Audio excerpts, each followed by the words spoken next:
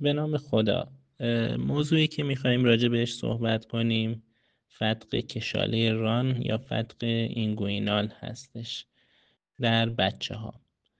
معمولاً با رشد جنین پسر در دوران بارداری بیضه ها در شکم ایجاد میشن، بعد از طریق کانال اینگوینال یا همون کانال کشاله ران به داخل کیسه بیضه حرکت میکنن.